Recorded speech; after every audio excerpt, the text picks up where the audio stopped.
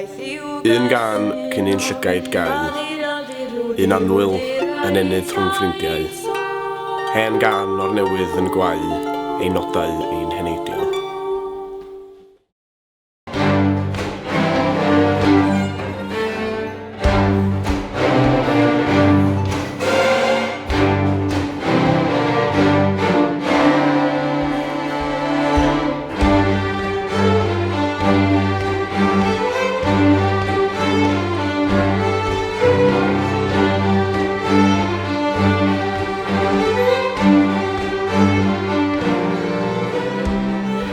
Cwrs Gwerin I bobl ifanc 11 I 19 yw Gwerin Gwallgo.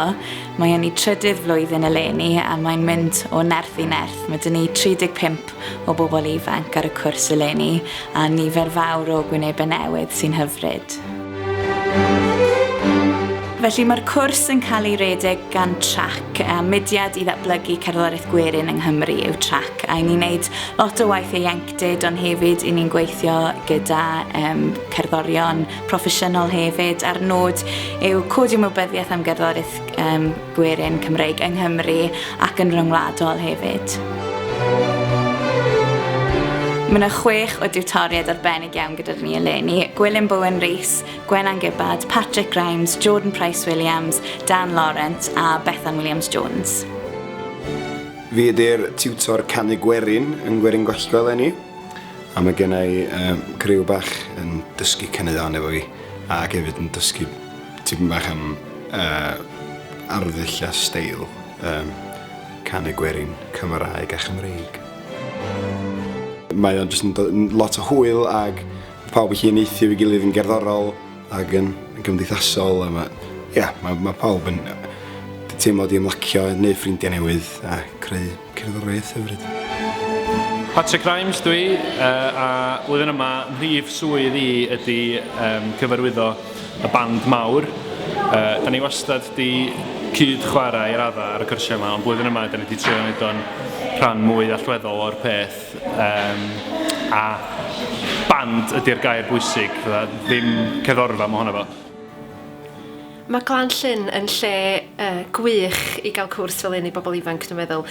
Mae'r adnoddau sy'n yma yn arbennig. Mae yna weithgareddau amrywiol i'r bobl ifanc I wneud ar wahân I gerddoriaeth. Os ydyn nhw wedi cael, digon am ryw chydig bach ar y canu ar y gerddoriaeth, maen nhw'n gallu gwneud rhywbeth hollol wahanol cyn dod yn ôl eto at y canu. Hapus iawn I weld bod lot wedi dod nôl o flwyddyn diwethaf. So mae fi'n cael gweld nhw'n datblygu pob blwyddyn.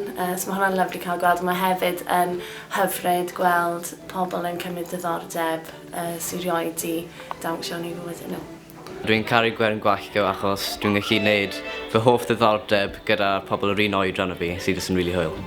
Fe'n wedi Ifan Rhys a dwi'n chwarae gitar. Mae Gwerin Gwallgo wedi bod yn lot o hwyl iddo fi.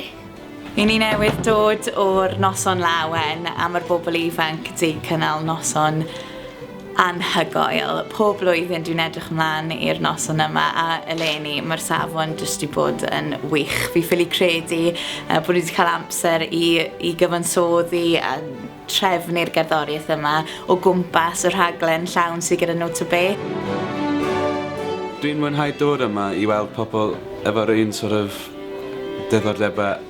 I don't know, mae'n sy'n llawer o hwyl, ynddi? Yeah, definitely come back next year. Yeah, me too. I learned to play by ear, which is something I found really hard to do before, but now it's a lot easier, so if I come back next year. Yeah, I think it was nice not having like a music stand in front of you and just play what you want. Mae wedi bod yn profiad mor gwych I cael grŵp o cellos ar y cwrs. Dim lot o bobl sy'n chwarae cello yn cerddoriaeth traddodiadol yn Prydain o gwbl. So, mae'r kids yn just mor anhygoel a talentog. Dwi'n hoffi Gwerin Gwallgo oherwydd mae'n wych. Ond gen ti ddweud.